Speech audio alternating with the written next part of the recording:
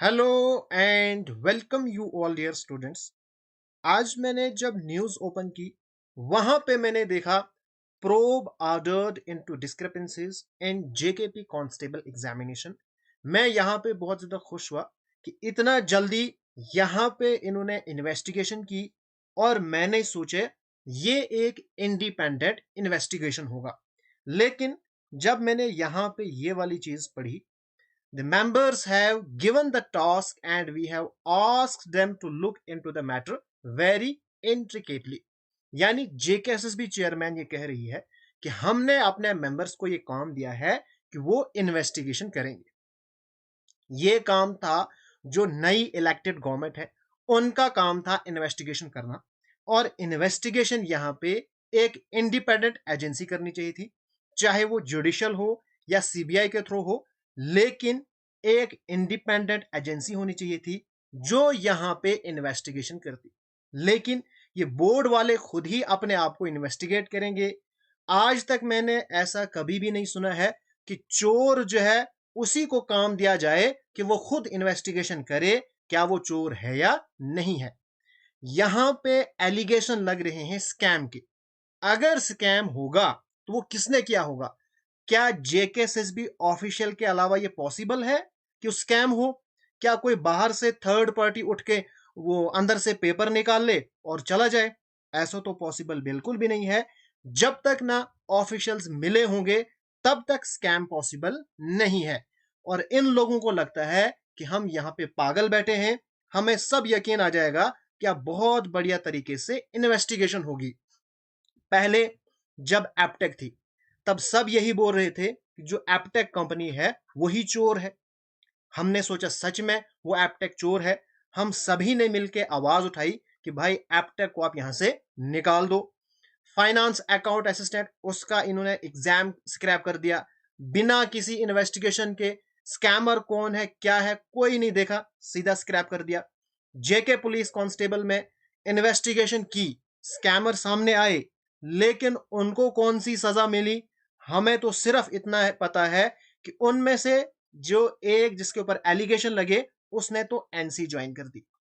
बस ये हमें पता है कि ये उसको सजा दी गई कि उसको एक पार्टी में बहुत ही अच्छी तरीके से वेलकम किया गया। उसके बाद जेकेएसएसबी ऑफिशियल क्या उसमें मिले थे नहीं मिले थे जो पीछे स्कैम हुए?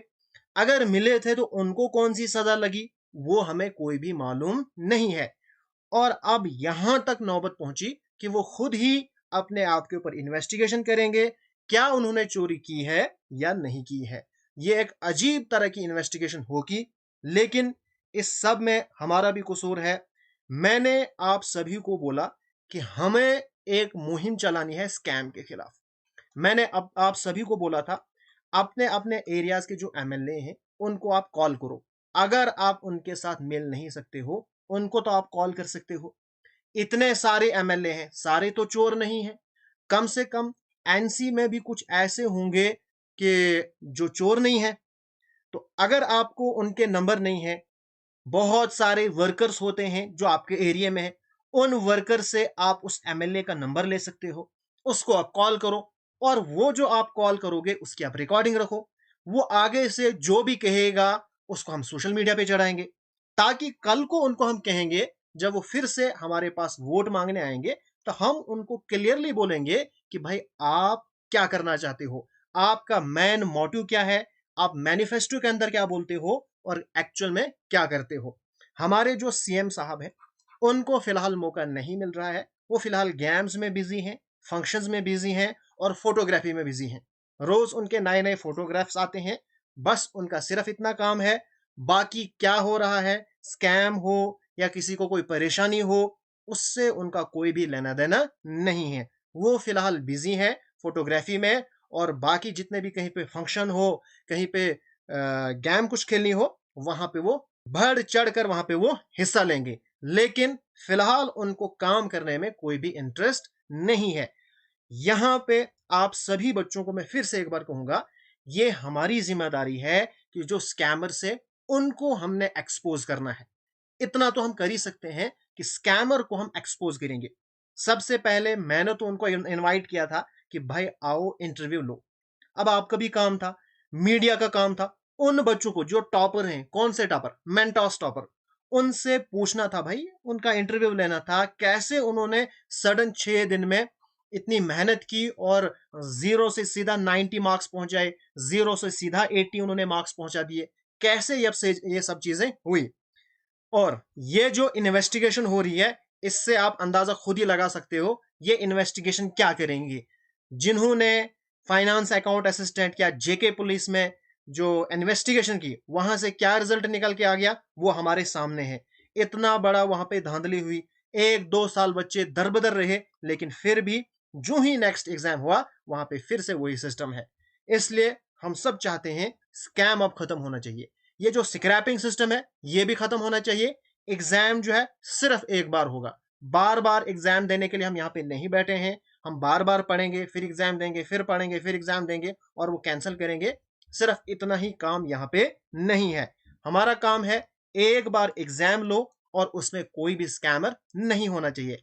अगर स्कैमर होगा तो उनको सजा मिलनी चाहिए, उनको निकाल दो, ताकि दोबारा कोई किसी की हिम्मत ना हो स्कैम करने की।